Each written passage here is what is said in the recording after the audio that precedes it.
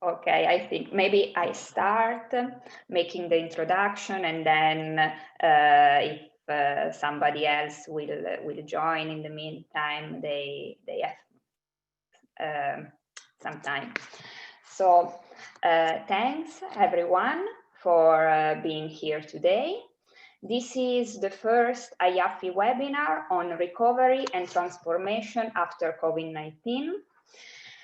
While the crisis continues, we are beginning to look into the future toward potential opportunities to rebuild our economy and world with insights from feminist economics that centers the well-being of children, women, and men in local, national, and transnational communities. This webinar series highlights how feminist economic principles can be made central to proposals for recovery and rebuilding efforts around the globe. This webinar has been organized by the IAFFE Online Events Planning Committee. We are planning to have another 2 or 3 or even more, if you are interested in these additional events on this topic. And we encourage everyone to volunteer for being a panelist, propose a panel, or tell us what you would like to hear. You can contact one of us and let us know about that. The goal is that of providing IAFFE members, and not only, with an international, interdisciplinary, and intersectoral perspective on possible recovery plans. Today, we invited 3 panelists that are respectively located in Europe, Africa, and North America. And we asked them to present their visions on a feminist recovery with a focus on the regional context. I will briefly introduce them before we start. The first panelist is Amanda Shaw. She's a feminist researcher and activist specializing in intersectional approaches to women's rights and economic justice within the context of international trade, development, and agriculture programs. She has worked with international organizations as well as with transnational feminist and social movements based in the UK, Italy, and Argentina, and Hawaii. She is currently a member of the Hawai'i Feminist COVID-19 response team of the Hawai'i State Commission on the Status of Women, which has drafted a feminist economic recovery plan for COVID-19. She currently lectures at the University of Hawaii at Manoa. The second panelist is Marcella Corsi. She is professor of economics at the Sapienza University of Rome in Italy. She has worked as consultant for European Commission, European Parliament, and OECD, and for several Italian institutions. She is a feminist economist, and her research activity mainly focuses on issues related to social inclusion, social protection, and income distribution. Since March 2017, she is the editor of the International Review of Sociology and the coordinator of Minerva Laboratory on Gender Diversity and Gender Inequality. Our third panelist is Lyn Ossome. She's a senior research fellow at the Makerere Institute for Social Research and associate editor of Agrarian South Journal of Political Economy. Her research and teaching focus on politics and feminist political economy, with specialization in gendered labor, land and agrarian studies, and the political economy of gendered violence. She is the author most recently of Gender, Ethnicity and Violence in Kenya's Transition to Democracies, States and Violence, and co-editor of the forthcoming volume, Labor Questions in the Global South. And last but not least, our moderator today is Kate Vann. She is the Director of Labor Market Policy and Economist at the Washington Center for Equitable Growth. Her research areas include gender, race, and ethnicity in the labor market, care work, and monopolistic labor markets. Previously, she was an economist at the Center for American Progress.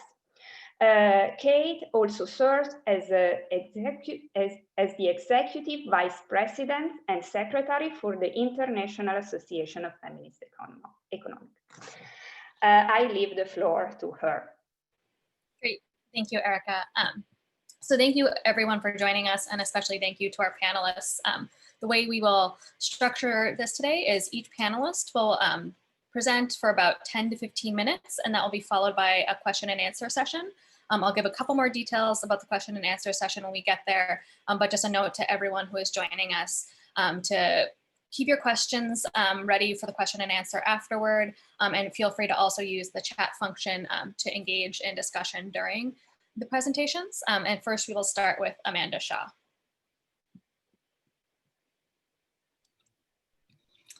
Greetings, everyone.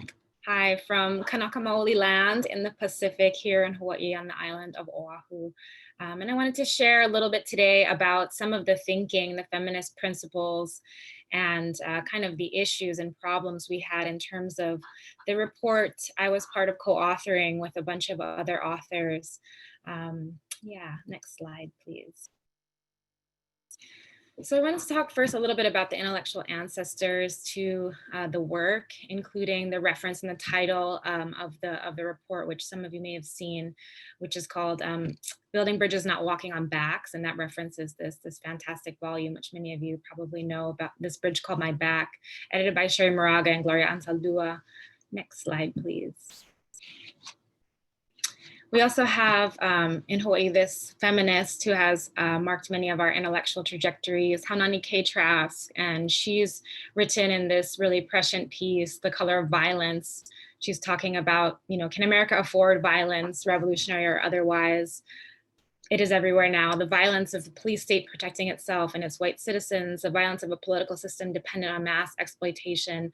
Let us return to the political status of many nations, not one sovereignty, but many sovereignties, not one path, but many paths. And that question of sovereignty is something I would like to return to. Next slide, please.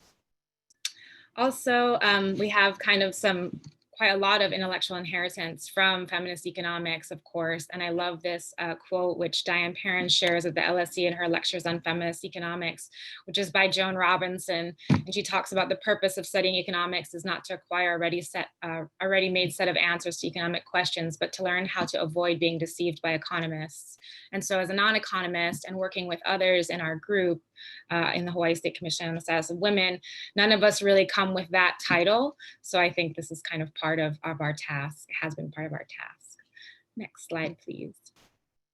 So one of the things, you know, back in April or late March when we were drafting this plan and responding in the early days of the pandemic, what came foremost in my mind, and I think in the mind of many other folks looking at this issue, was all of the knowledge generated in the 2008 recession plus, including, you know, the incredible increased care burdens of crisis, care for the sick, education needs that we were seeing happen in COVID.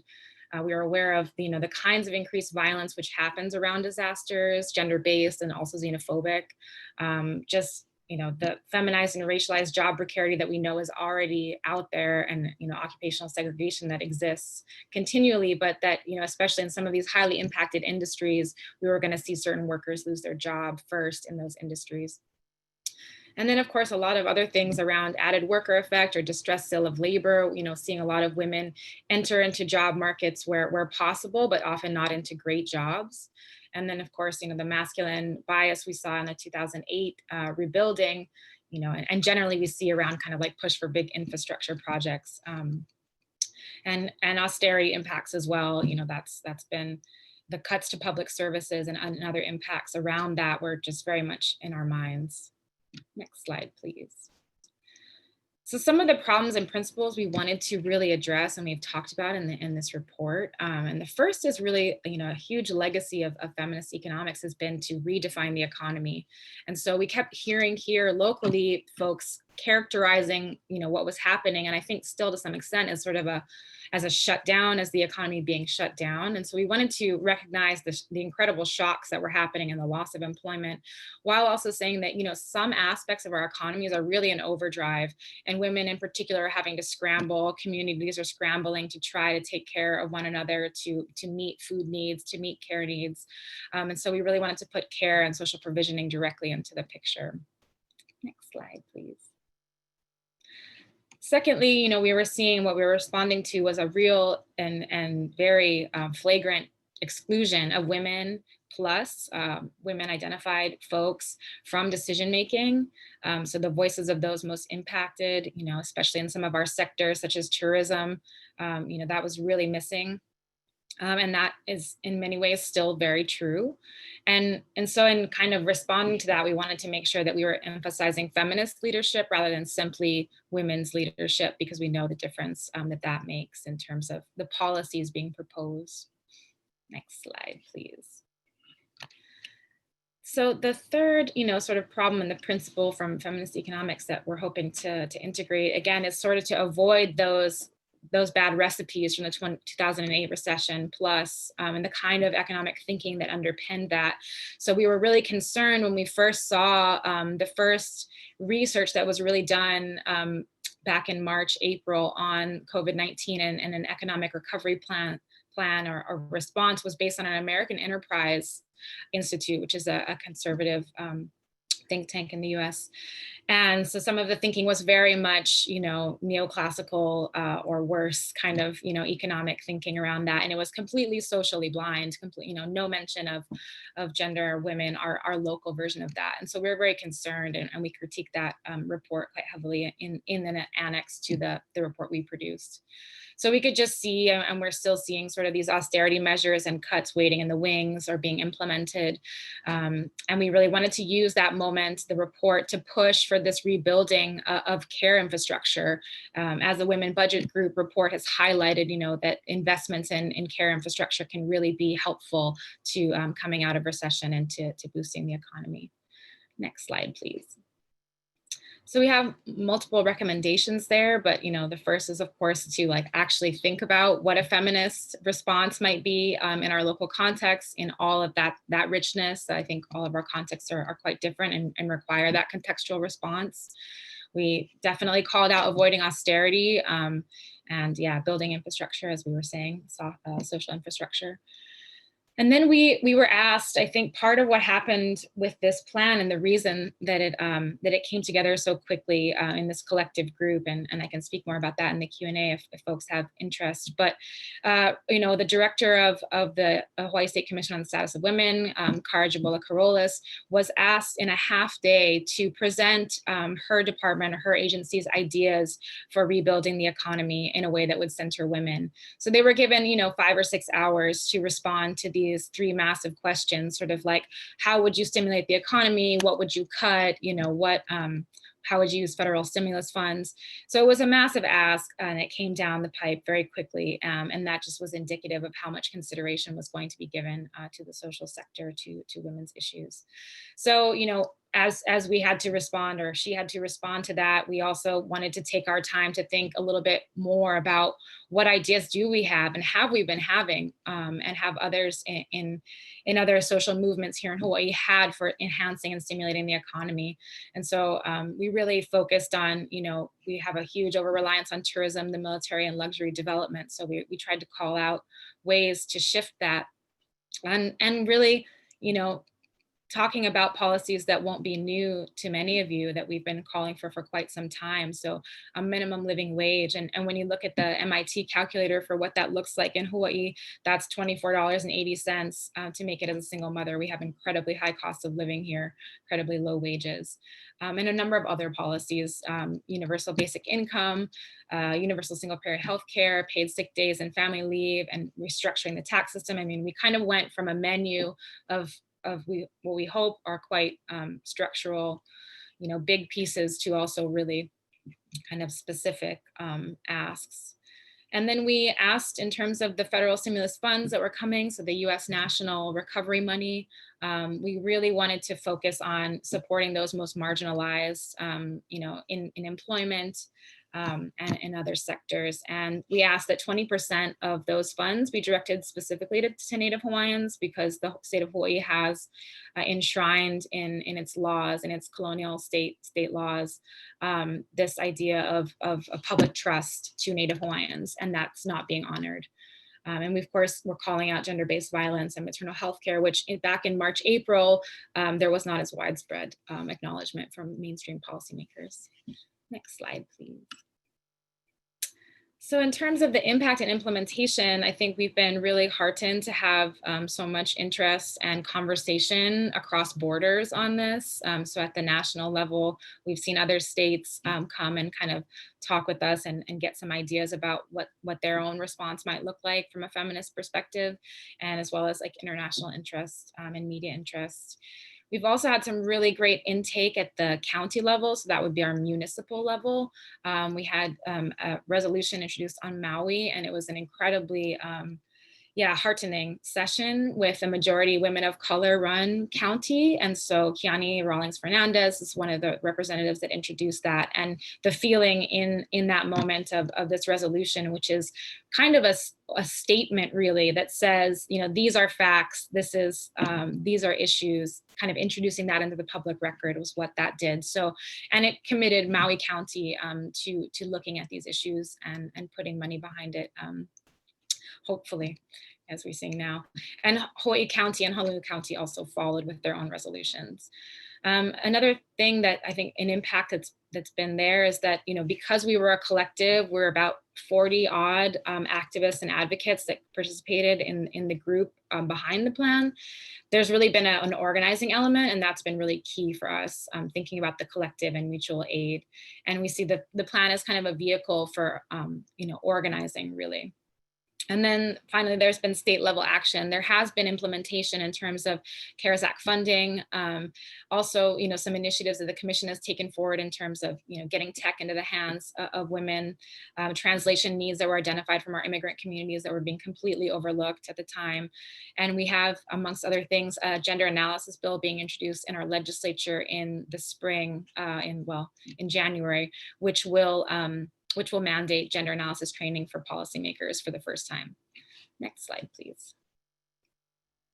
So we have all of those things, but I think what is really important to think back to, how Nani K. Trask and other authors and our activism here locally is that there is a very complex, as in many locales, relationship to the state, and that these, response and recovery measures can kind of solidify that view of the state.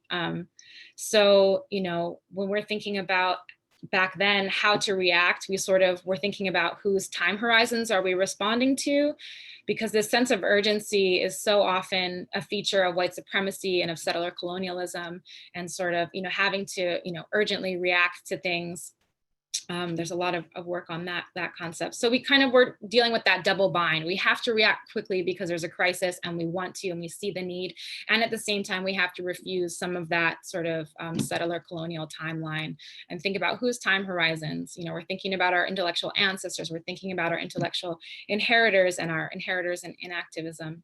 So in our plan, we also were calling not just for response and recovery, but for repair and revival. So repair of historic harms and intergenerational trauma caused by white supremacy and settler colonialism, and also a revival of place-based practices and knowledge and self-determination.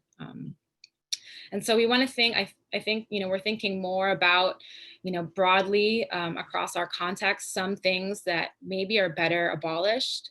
Definitely the carceral settler state here in Hawaii. And so really kind of the tension in our plan being a state plan, an official state agency plan. And also maybe something that's come across in your other contexts that we can speak about, and that folks at the LSE in their blog post series on COVID-19 have talked about about how a lot of these responses have really emphasized, national boundaries and how much we want to probably question that, as well as reinforcing and reiterating this heteronormative family framing. So we're seeing that idea of the family really coming back on the fore, and as feminists and feminist economists, really questioning how that's getting reinstantiated. Next slide, please. So when we think about pathways and ways forward that are both, in tension and in conversation and using the tools of the state, we're thinking about economic diversification as a feminist and justice issue, because that's a long-standing issue here, over reliance on certain industries, and really wanting to move away from that, as well as, thinking about stimulus resources really being directed to those most marginalized, so having a sort of reparative effect through stimulus. The urgent need to collectivize care, so not just state provision childcare, but also thinking about historic ways of provisioning care that have been interrupted by the settler colonial state and history. But then also positively really investing in land and sea-based practices that are traditional to our ecological and food system here, which have really been revived over the last 15 years, and that have opportunities, for our economy, as well as, green energy jobs right now, which aren't going to majority women or people of color here in Hawaii, but, which we hope we could see shift.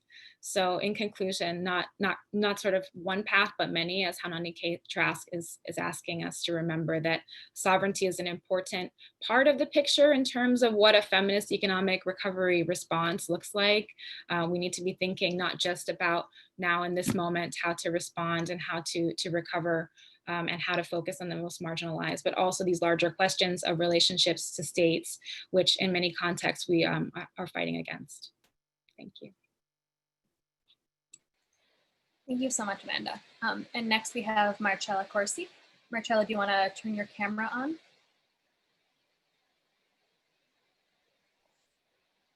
Can you see me? We cannot see you, we can hear you, so you can go ahead. Okay, great, so fine. Thank you so much, Kate.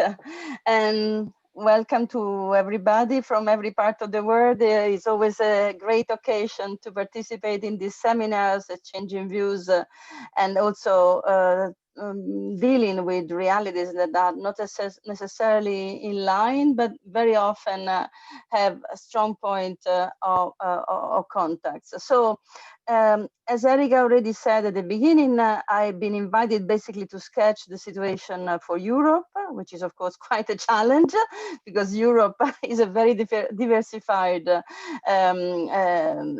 situation concerning the impact of the COVID-19 and generally speaking, the situation and the challenges for feminist economics. I'll do my best, of course, and I just want to start with this picture that you find on my first slide. You see Barbie, of course, you all recognize the doll, the most famous doll from in the world. And this is a picture coming from the family of one of my scholars. She's a wife, she's a working mother, she has 2 children, and this is actually something that happened in her own house during the lockdown. So during the first stage of the COVID-19, meaning from March to June 2020. And basically it's something that her children did just to show what was the situation in the house. So as you can see, the father is upstairs and is working with his PC, and downstairs instead you find the mother basically collapsed, playing with the 2 children, but at the same time fighting to keep herself active also on the working level. So this is the challenge. This is my starting point. As you can see next to the picture, there is also the symbol of our laboratory, Minerva Lab, a laboratory on diversity and gender inequality. Is a colorful Minerva, so the goddess of science that represents all of us. Next slide. Thank you. So basically, that picture was quite clear already in describing what was one of the main impact of the crisis at the beginning and nowadays, of course, since we are moving, unfortunately, very soon to a new lockdown, basically from today, France has already introduced a lockdown. Germany will probably introduce it at the beginning of November, and Italy is not so far from introducing a lockdown as well. So, which means once again that we will have a strong impact on women's life, on women's duties, in terms of conciliation of family and so unpaid and paid work, as we are usually able to say. And this also means that this crisis is appearing everywhere, as far as I can see, but especially in Europe, as a new type of crisis that we never experienced before. So what we now call a she-cession, reminding, of course, the e-cession meaning of the previous crisis, the 2008 crisis, which means that especially the sectors in which women are mostly concentrated that are hardly hit by the recession and by the loss of jobs, meaning those sectors of the economy more related to relationship with clients, for example, like the commerce or trade, the commerce, or also care services, in which are mostly concentrated female employees. In addition to that, the second impact, showed very well by the picture before, the Barbie picture before, is that because of the closures of schools and daycare centers and so on, the large impact of the crisis is mostly on carers and on working mothers. Next slide, please. But this is probably something that you already know, so it was just to make a point, and in any case, it's not very different from what is happening in other parts of the world. At the same time, I think it's worthwhile stressing that, and basically Amanda did already also in her presentation, that the problem of the she-cession is not just today, so it's not just a present impact, but it has definitely, and it will probably have a long-term impact, because actually there are high returns to experience in the labor market and high returns of relationship in the job activity, or as Nancy Forbes and Julie Nelson used to say, in the difference between labor and work, that basically the crisis is impacting mostly. So this is definitely a long-term and persistent effect of this she-cession. And any type of measure that we can imagine must keep this in mind. But what's happening in the meantime? Of course, we are living in the crisis, we are under the storm, so everything is changing day by day.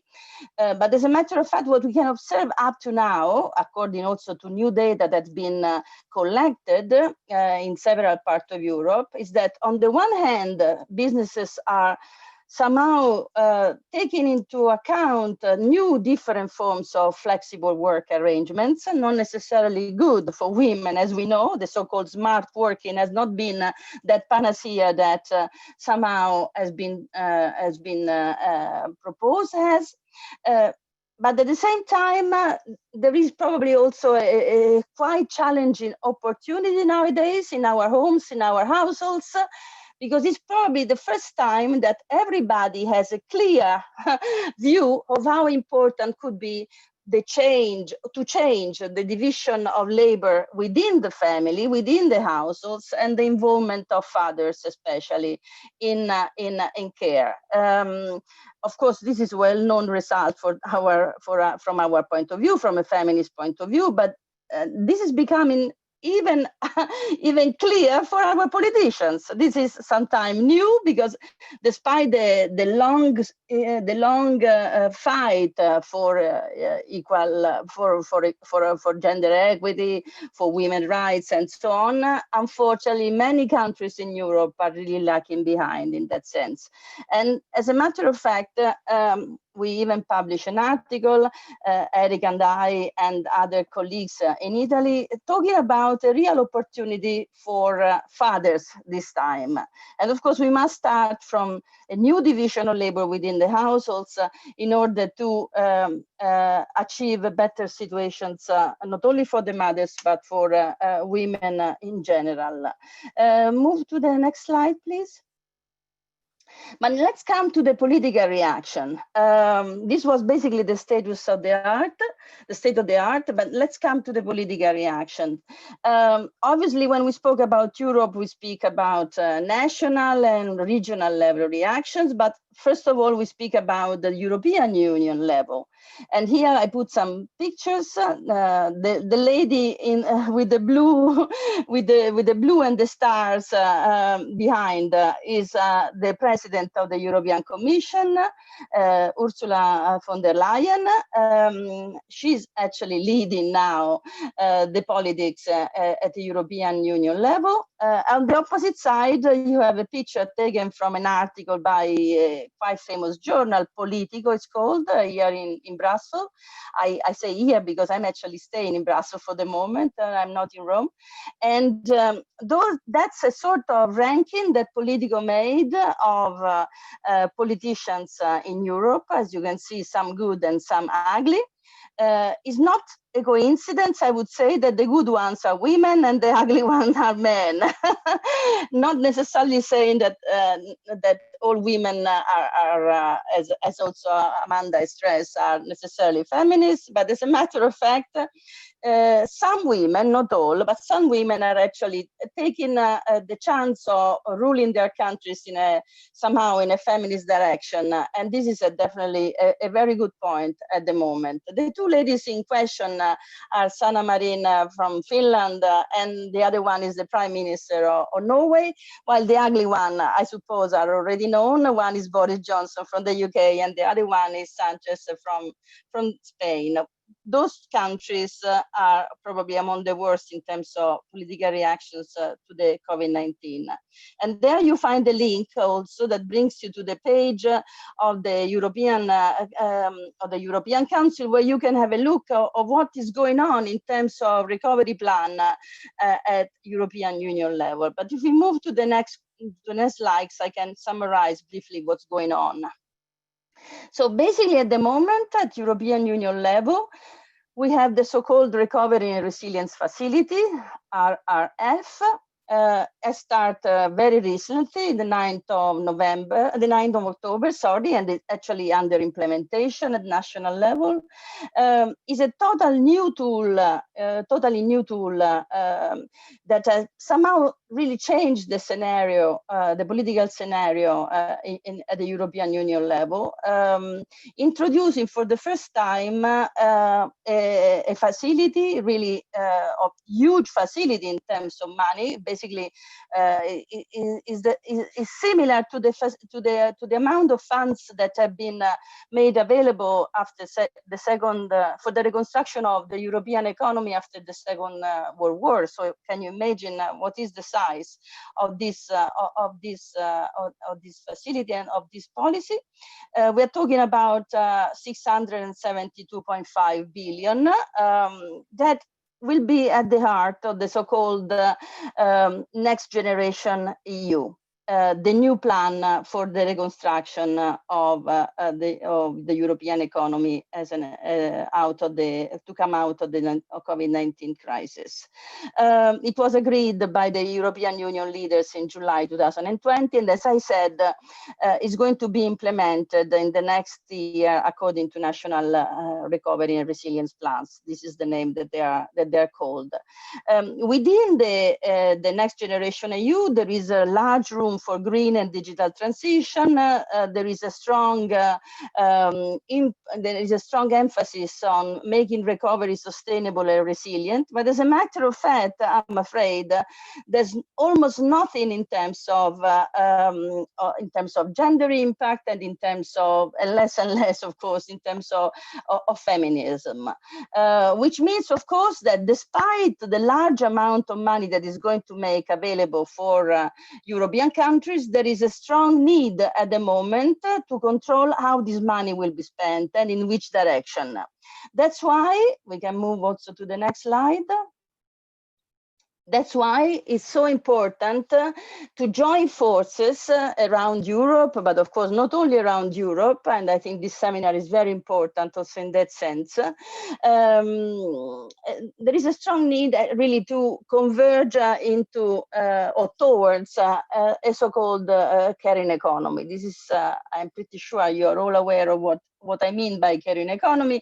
And if you have any doubts, in any case, as you can see in this slide, I put also the front page of an excellent report written by the Women Budget Group in the UK.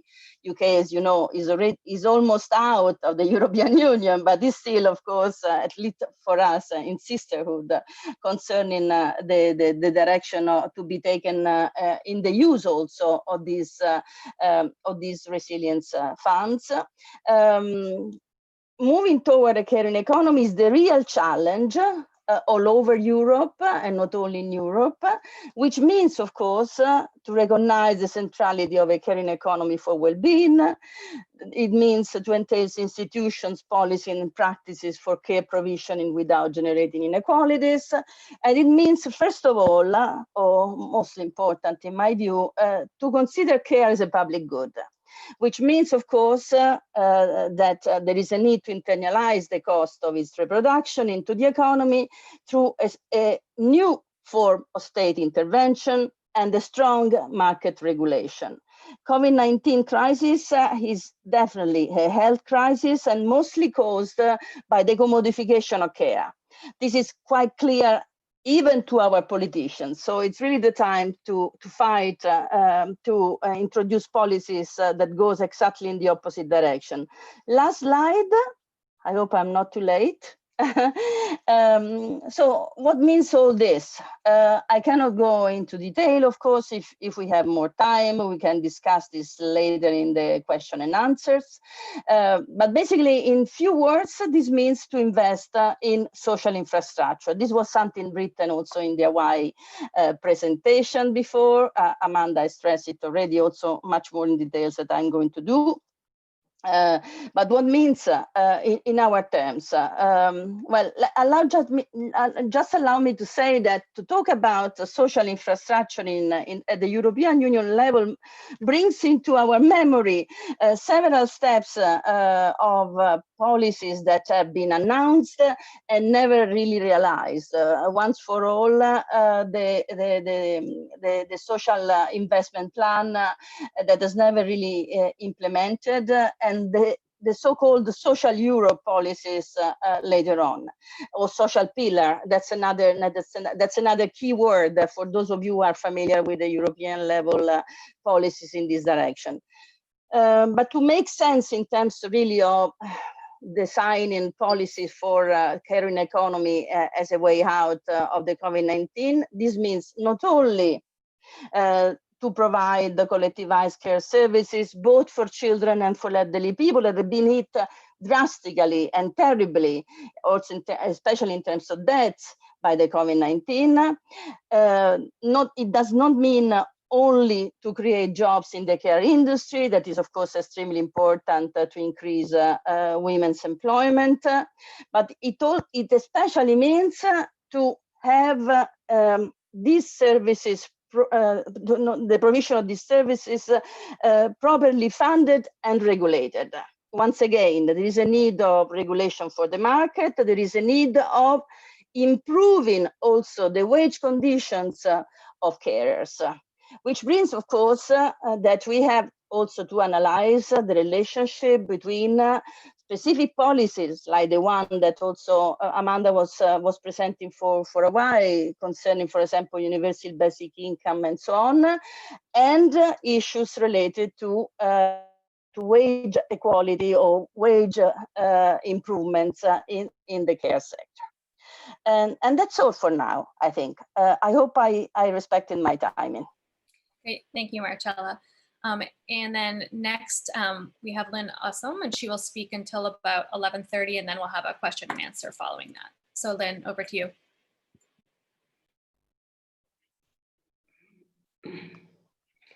Okay, thank you. So I want to locate my contribution in the agrarian economy. a lot of my work, I'm thinking not just Africa, but also Asia and Latin America and the Caribbean to some extent. But of course, my presentation is going to focus on the continent, on Africa. And so focus on the agrarian economy and to ask, what issues should feminist policy pay attention to in this context, based on what we've observed during this COVID period. And the core point I want to make is that both the livelihood dimensions of beneficiaries and the existing structural constraints have exposed the limitations of targeted economic policy that is not based on lived realities and the capacities of people. So far we've seen African countries, they've adopted stimulus packages to different extents. On average, about just about 0.08% of GDP, and this is being made in comparison with an average of 8%, at least at the time. I'm not sure what it is now in advanced capitalist countries. And to varying degrees, we've seen African countries, borrowing from Keynesian interventions, which are aimed towards easing the dire effects of the economic shock on working people. And I use the term working people, and I'll make it more clear. I use it conceptually to sort of as a container for different classes of labor, what I actually like to think of as agrarian classes. And I'll talk a bit more about this. So in Kenya, for instance, we saw fiscal and monetary interventions, which included tax relief, which included reduction of income tax, the income tax rate. We saw a reduction of the value-added tax.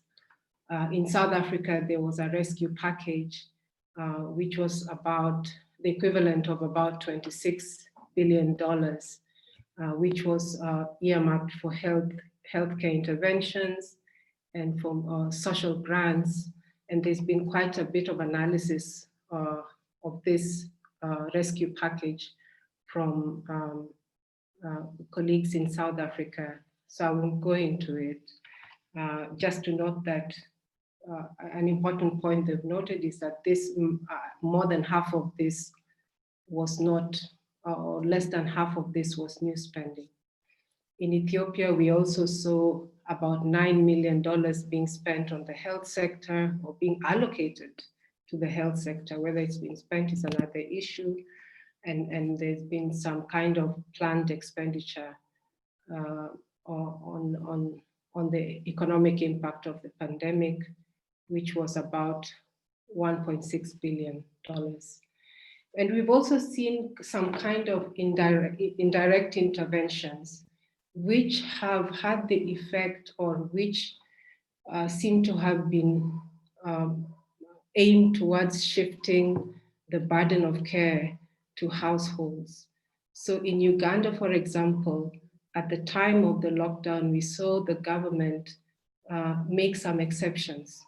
For example, allowing food sellers, predominantly women, to continue selling in the markets despite the lockdown. So the staple food sector is the only one that operated throughout the lockdown period when the Ugandan economy was shut down.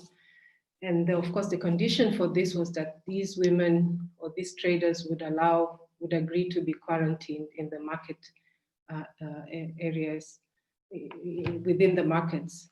And I've also spoken about Kenya, where we saw the public transport system remained operational throughout the lockdown period, and they were not transporting people, but they were transporting food from rural to urban. So in many contexts, what we saw was this reassertion of this link between the rural and urban around food. The question of survival really kind of rearticulated these two domains.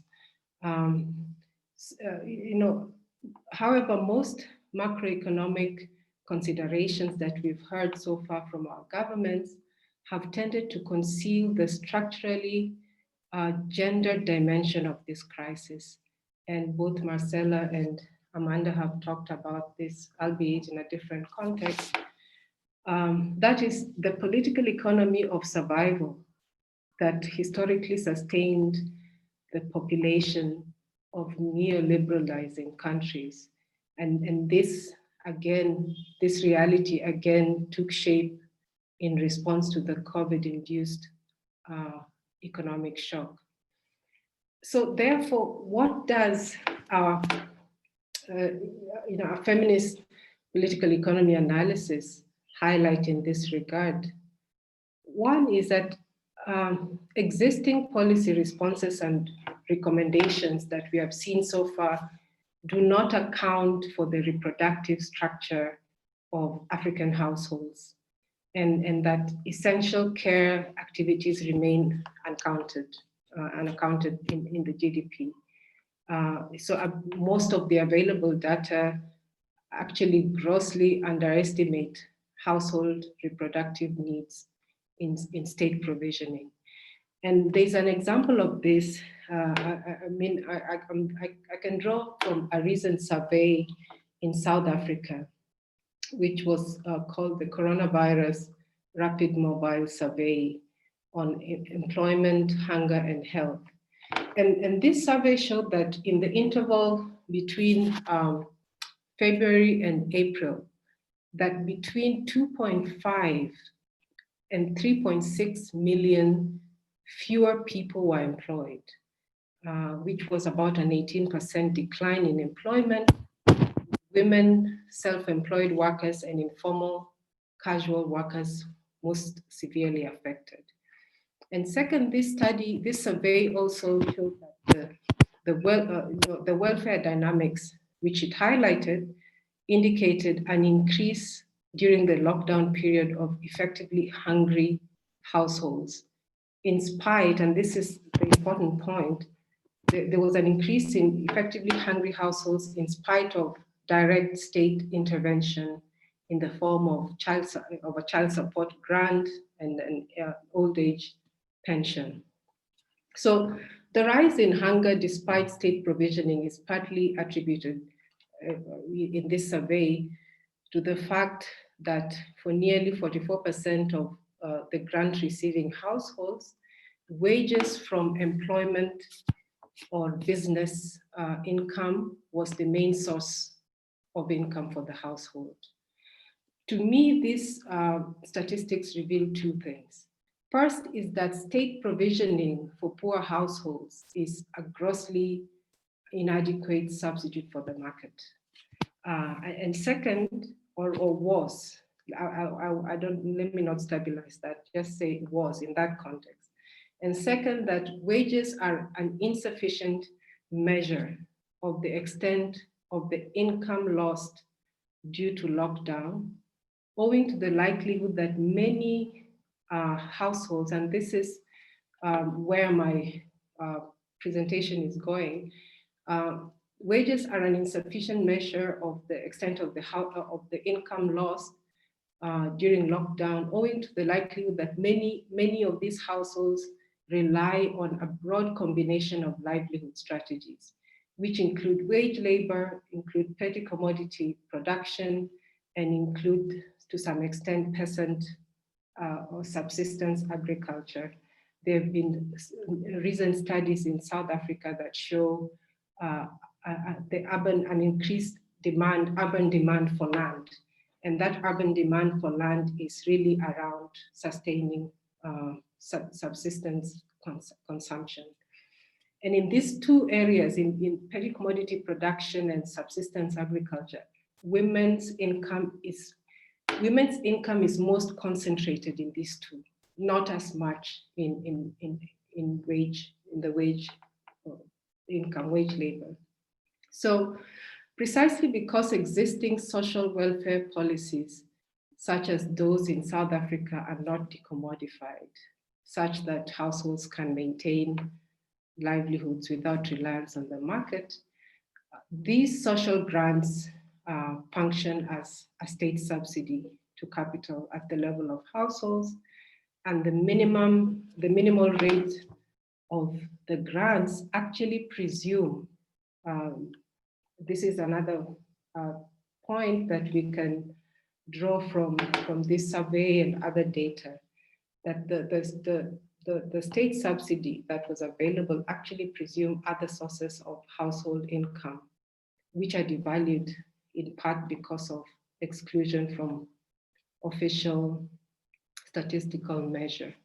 So the last part of my presentation, I want to talk or propose or think through what we might term as a feminist agrarian response. So it is clear so far that fiscal and monetary responses across African countries belie economic structures that are predominantly engaged in the precarious and informal sectors. And importantly, these structures retain fundamental links with the agrarian economy, even if these links, the agrarian economy is increasingly insignificant by GDP measure. The structure of many households retain fundamental links with the agrarian economy. And due to this link, which is the fact that the existing agrarian classes, and I'm talking here I'm talking of agrarian classes. In another context, I've had Bernstein, for example, talk of laboring classes, but I'm talking of agrarian classes because this is a very particular context and articulation I'm trying to make. So the fact that the existing agrarian classes, which is wage labor, petty commodity producers, subsistence agriculture, those involved in subsistence agriculture, the fact that these classes in most of the global South now include these three categories, all of which in turn depend to a certain extent on access to private and common lands. The agrarian structure of many African countries emerged as a core analytical variable in the post-COVID-19 outlook. And this question is something Sirisha Naidu and I have explored extensively in our work, what we are trying to develop as the agrarian question of gendered labor. There's no space to go into that now. And part of why I'm trying to make this argument is that earlier in the COVID, at the beginning of the pandemic, contrary to early predictions, the early predictions was that the global South food supply chain would be harder hit, and so on. What we've actually seen is that agrarian economies seem to have been much less susceptible to stress on their food chains. And part of the explanation for this, as far as at least the data shows us, part of the explanation for this lies in the structure of rural production, at the heart of which is gendered labor, at the heart of which gendered labor accounts for the majority of non-commercial food production. So for instance, Ethiopia, where about 80% of the population, which is about 86 million people, live in rural areas, the role of subsistence and smallholder agriculture in lieu of direct state provisioning is fundamental to understanding the survival rates of an otherwise impoverished population. To finish, decades of neoliberal restructuring have resulted not only in the collapse of the agrarian social infrastructure, that is the basis of the social contract between the state and its people, but also in a crisis of care, which both Amanda and Marcella have been talking about. We've seen over the years, the gradual shift from agriculture as a basis of national income towards manufacturing and industry. And this again belies the still largely agrarian structure of much of the continent. In particular, the reliance on land and landed resources. I was very happy to hear Amanda talking about the investment, the need to invest in land as one of the feminist responses in policy that we should be thinking about. So this agrarian structure and the continued reliance on land and landed resources for survival and livelihood in lieu of wages and income from the formal sector.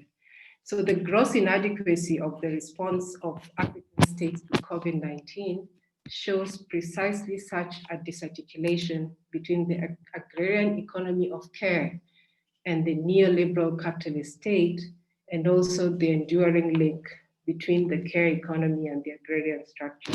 So I've not offered any concrete solutions because I don't have them, but just to conclude by saying that feminist policy on care work has to account for capitalism's prevailing accumulation structure, which needs to be considered concretely in historical relation to the existing agrarian classes that in most of the global south now include wage labor, the peasantry, and petty commodity producers. A group of African feminists came up with an African feminist post-COVID-19 economic recovery statement that covered some of these issues. It's online and you could refer to it. It has gained traction, but still not in the formal circles. That has been the aim. Thank you. Great, thank you so much, Lyn. And thank you to all our panelists for our wonderful presentations. I'm just gonna summarize really quickly some of sort of what I've taken away from that. That this crisis has laid bare how social provisioning is a central function of our economy, which of course, I think a lot of people know in this webinar that this has been a central area of study of feminist economics. So we have to react quickly to this crisis, but we have to refuse previous structures of inequality between women and men, for racialized minority groups, and across the globe between countries and regions. And this has offered an opportunity for transformation with insights from decades of feminist economic scholarship and promoting feminist leadership and not just women's leadership. So a couple of highlights in that are that there are limitations to targeted economic policies that are not based on the lived realities of people, which is something that Lyn had said. And she talked about how macroeconomic policies have concealed the gendered structures underlying this crisis, and the political economy of survival has been hidden by neoliberalism. And as Marcella noted, this is a new type of crisis also because the disparate impact on women, which some have called a she-cession. So sectors where women have been concentrated have had the worst impacts alongside increasing care needs. But this also means that new forms of work are being adopted and social norms have the potential to be eroded. And finally, as Amanda said, this is a moment that is possible to redefine the economy. Some aspects of the economy are in overdrive. So putting social provisioning central to the picture of the economy, and particularly thinking about care as a public good and thinking about social provisioning, broadly speaking, and drawing attention to things like the role of agrarian economies and survival activities. And so as we move to the question and answer, I'm gonna ask that participants who do have a question use the raise hand function in Zoom. So if you look at the list of participants, if you click the list of participants at the bottom, there should be a button that says raise hand, and we'll call on people in the order they raise their hand. You can also submit your questions via the chat function, and I ask that you submit them directly to me, Kate Vann, so I can see those questions and they'll be highlighted for me. And so while everyone prepares their questions, I'll start by asking the panelists 2 questions and give them a chance to respond as I collect questions from other people. So first, I think some of you touched on this in your presentation, but what is one proposed or implemented policy that you think is most effective for stemming gendered impacts of the current crisis? I know, Lyn, you had said specifically that you don't have solutions, but as you sort of think about what would be an ideal policy that you could promote, what would that look like? And to what extent do you need can you pass and implement policies sequentially based on pragmatic political considerations? And to what extent do you think we need a suite of policies that have to be passed in tandem to have the best outcomes? And so I don't know if I can call on the different presenters as you sort of think about those questions. I can start with Amanda since she's had the biggest break since speaking. Sure, thanks so much. Yeah, in terms of, the policy that, would make the most immediate difference, I think we could go in many directions. And in some sense, we could go, I kind of want to go in both directions on that. On the one hand, it's kind of like, I think we're trying to highlight, that the sovereignty is a real issue in Hawaii because, this is a longstanding demand. Being part of the United States, Hawaii's been part of the United States since 1959 as a state. So, and in our history of colonization is a couple of hundred years. So, there's this very real and maintained knowledge of life before colonialism and pockets where practices of subsistence, of land-based economies and ecologies are really vibrant. So I think on the one hand, I would say Hawaiian sovereignty, would be one policy which would have a huge immediate effect. It would give us a policy space. We could, protect, folks here, I think much better that way, including addressing impacts on marginalized people. And then on the other hand, to go really narrow, we've got this gender analysis bill that's up in the legislature, and very smartly they've taken the framing, not using the language of feminism, more of gender, and also using the language of Ruth Bader Ginsburg. So it's called the Ruth Bader Ginsburg training. So, and that somehow seemed to interest policymakers. They could sort of like envision that would be something they would need to do rather than calling it, feminist analysis training. So it's just interesting in terms of how you package policies. And that's kind of on the second point, which is really, do you need a suite of policies, or are you trying to kind of build momentum and organizing around specific things? And I think for us, we tried to have some key hallmark policies that we've been pushing for and are long-standing unmet demands, both here locally and transnationally, things like the minimum wage, living wage we've talked about. And also, yeah, we tried to have things that were a little more concrete. So we've got programs to say, okay, if you're talking about investing in green energy jobs, you have to have a specific program in the Department of Labor that's looking at integrating women and ensuring women are part of that labor force, because right now they're not.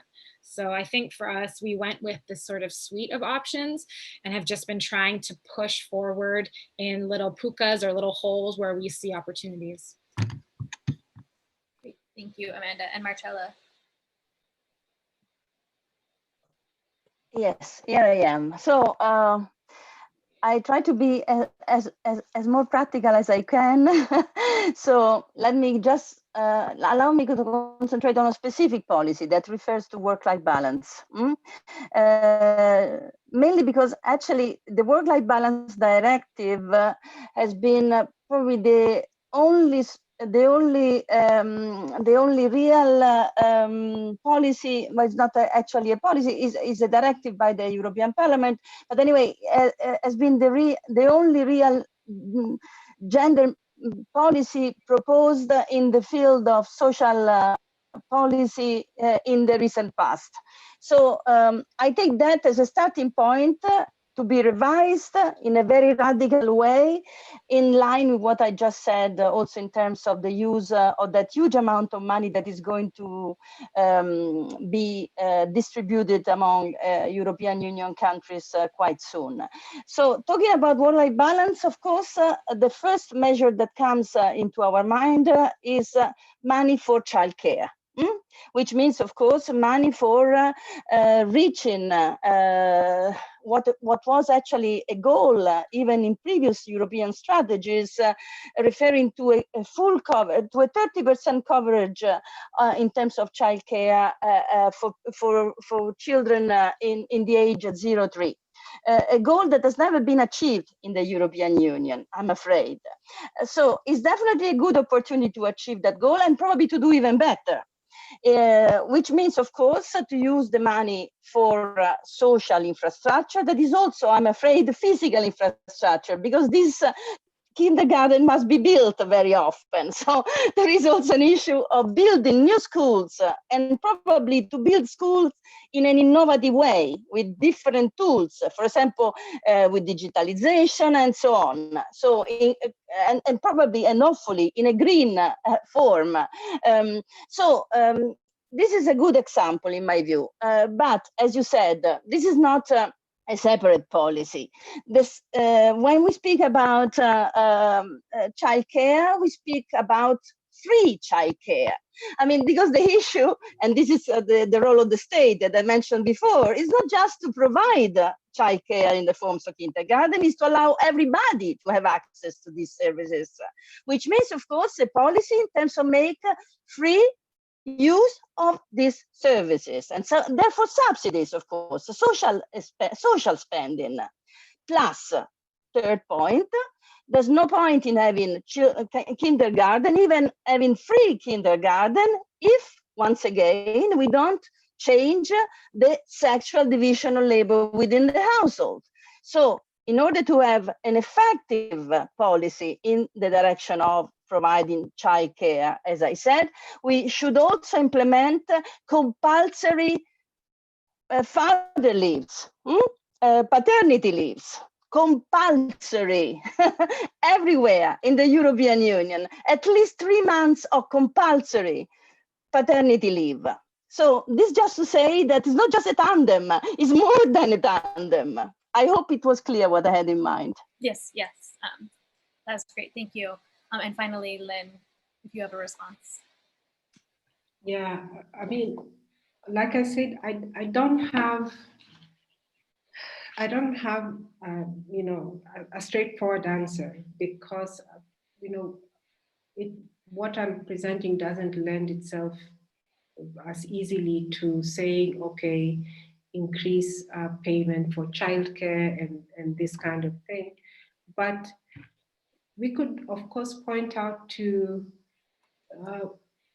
creating better access, you know, in terms of even when you think of just water and the resources, because the big point I'm trying to make is that social reproduction and gendered labor on the continent now, and through this articulation between the agrarian classes, is really articulated to you know, land and landed resources. So the you know, the privatization of water, the privatization of energy is a problem. So we should be targeting these kinds of things. Women should have to be, you know, kind of trying to produce food, but also dealing with these kinds of bottlenecks. You know, in India, we've seen quite recently the introduction of these farm bills. The 3 recent bills that I was reading yesterday have been, the president has signed on to them. And these, you know, the farmers there have called them death bills. They're going to have very detrimental effects, partly because of, you know, foodstuffs, staple foods that had been ring-fenced are going to be kind of subject to market forces. And also not just the domestic market, but we're also talking the global market. And I think Amanda made the point about sovereignty. It's really important.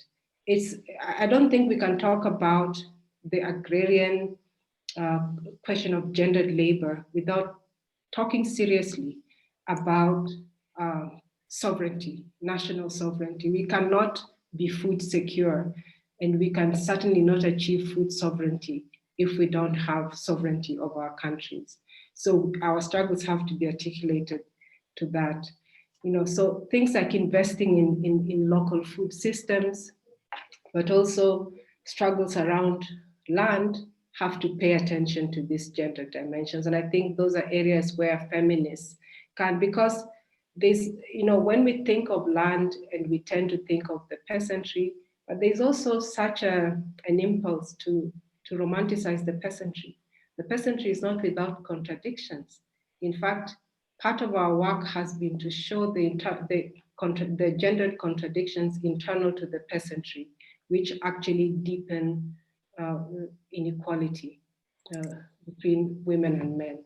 So even as we push for some of these policies that acknowledge how much our survival now depends on nature and land, feminists have a lot of work to do in terms of not reinscribing some of the inequalities that then lead to exploitation.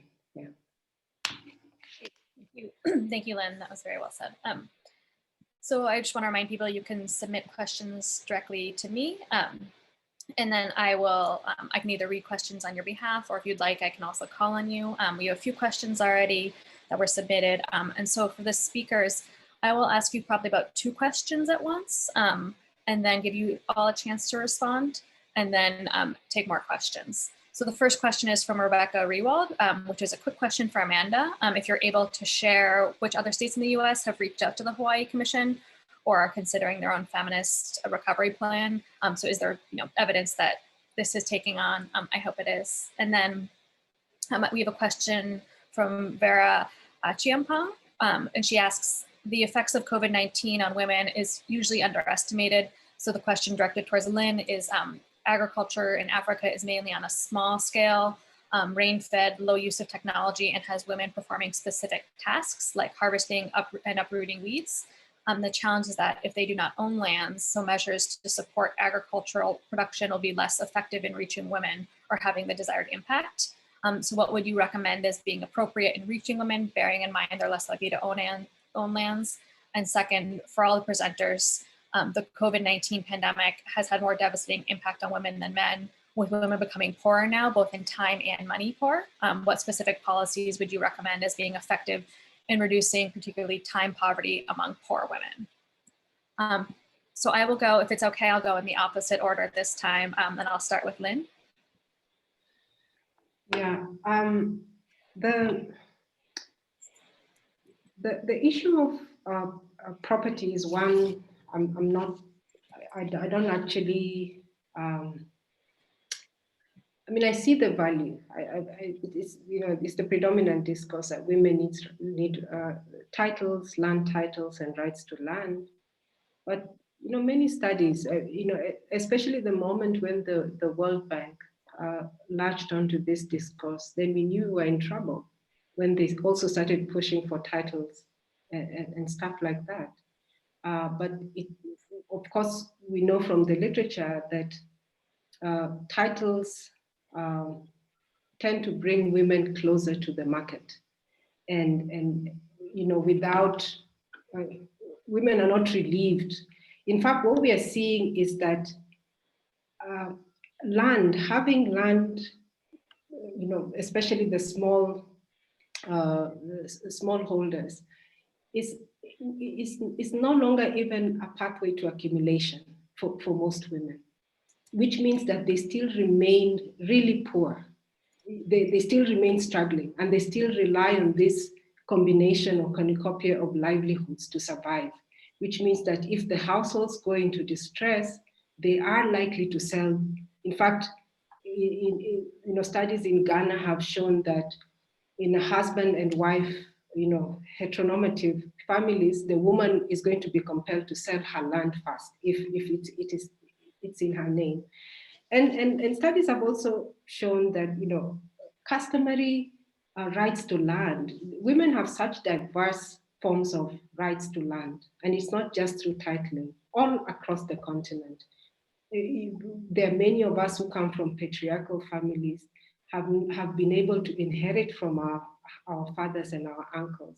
So I think rather than insisting on this discourse that women have to have titles, I don't think it addresses the underlying issue which we're talking about, which is of this gendered labor that is now more widespread and draws on women's labor in ways that need them to access that land.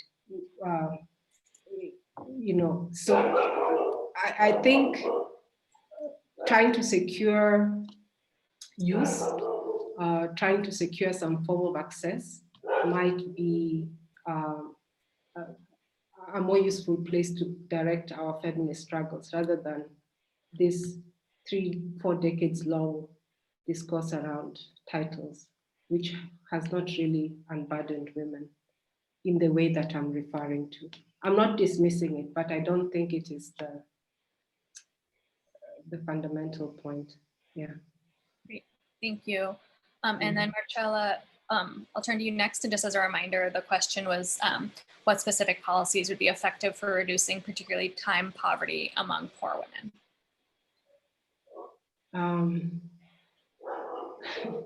I think that's a structural question.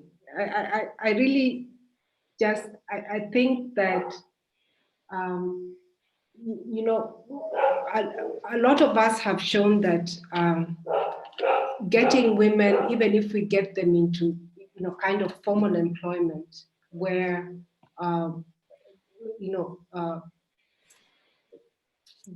their working hours, time is more regulated, doesn't really free women from their reproductive roles.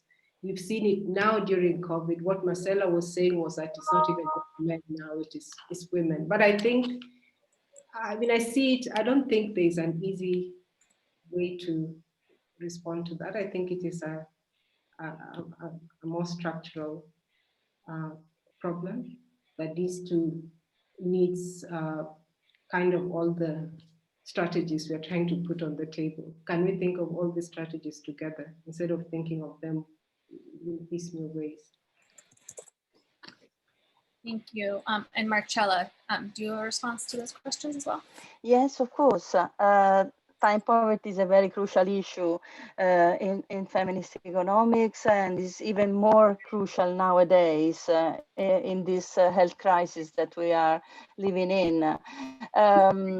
Well, obviously, the policies that I mentioned before concerning the provision of childcare are already going in that direction, of course, in freeing women from the double burden of taking care of children and of course, performing their working duties at the same time under remuneration. But it's not just that, obviously. In Europe and even in my country, in Italy nowadays, in those recovery and resilience plans that I mentioned before, there is, for example, a debate concerning the provision of part-time or new type of part-time work specifically for women in order to allow them to re-enter the labor market and at the same time to allow them to conciliate the paid and unpaid work. On the one hand, obviously, this is a good point, but at the same time, I think we must always, I would say, take care of the fact that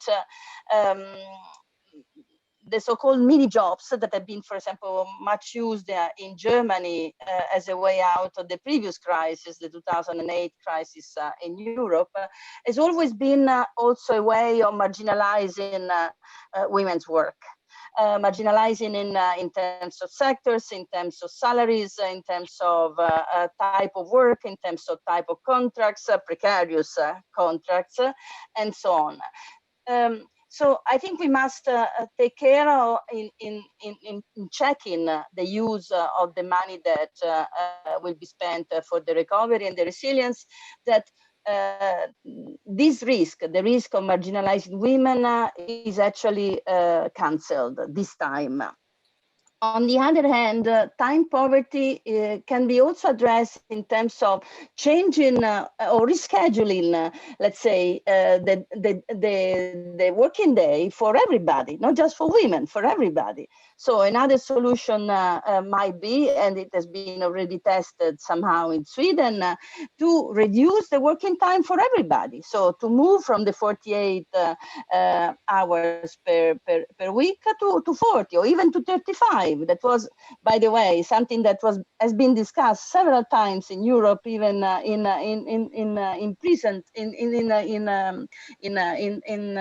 several decades ago. So basically, the slogan of would be to work less and to work all.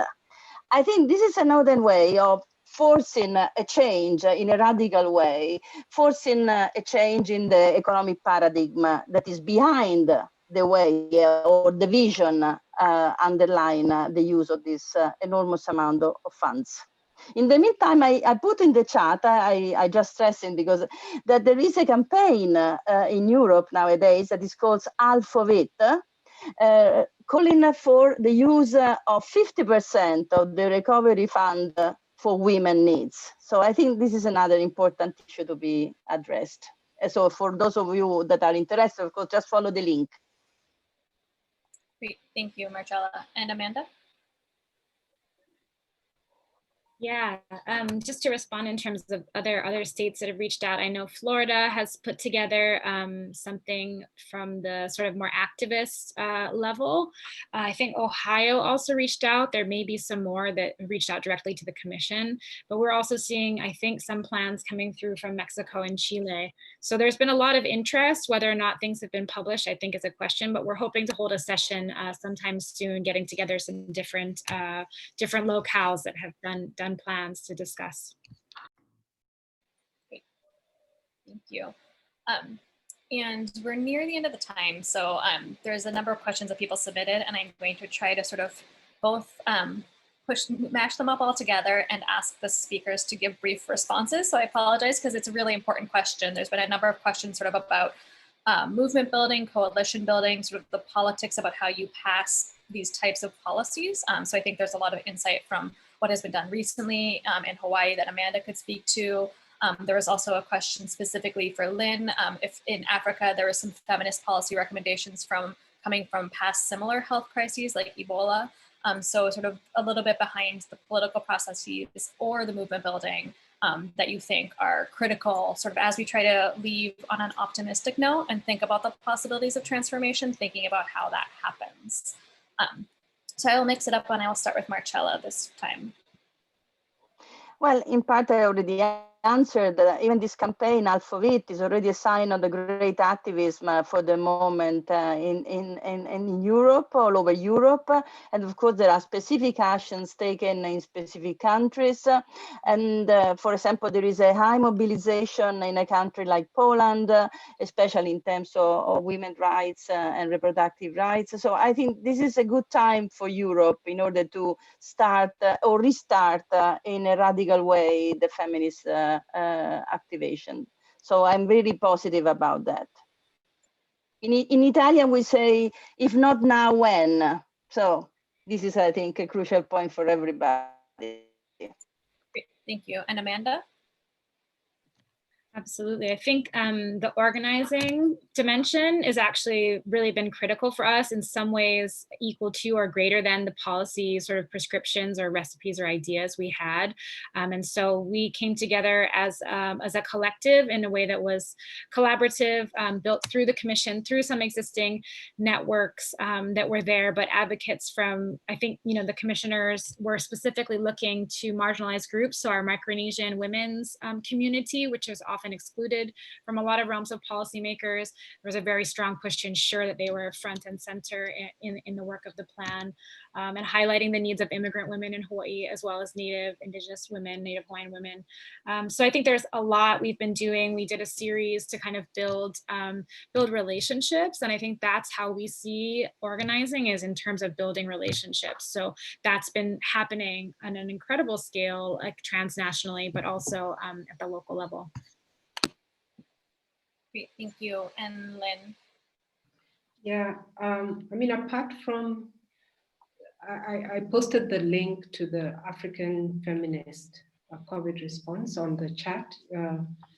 So there's been collective thinking, different pockets of feminists, and I think the aim is to try to get it, to push it as high up to the policy makers. And that's a slow process. And it seems that when men are not involved in these things, it's more difficult to center them. But compared to were there lessons learned from the Ebola crisis? I mean, I think COVID, we've not had an event, a global event, and certainly not a continental one, that has forced or concentrated so many contradictions, so many of the contradictions that we talk about in a short period of time and in a singular space. With Ebola, you know, the social isolation was, you know, was individuals. It wasn't a continent-wide. We were not quarantining together at home. So I think this kind of forced a very different kind of discussion. And I think that we will look back at this period in a way that nothing that has happened before on the continent has forced us to. It's just this real concentration of, you know, the violence, the survival, the lack, and everything. Yeah. Thank you. And a big thank you to all of our panelists, to Amanda, Marcella, and Lynn, and to my co-moderator, Erica. I just want to remind everyone who's still with us that this is going to be part of a series. So we really hope to have more speakers like these experts who can present on sort of what they have learned so far, as well as other ideas for themes and panelists and panels that people would want to submit. So please, we encourage people to volunteer ideas and potentially volunteer themselves as speakers. We would love that. And if you are interested, please email Jihi Jolly, who is IAFFE's membership coordinator, and you can reach her at jjolly@iaffe.org. So thank you again, everyone, for joining us. And we will also make this recording available following. Thanks, Kate. Thanks. Thanks, Erica. Thank you. Thank you. Bye.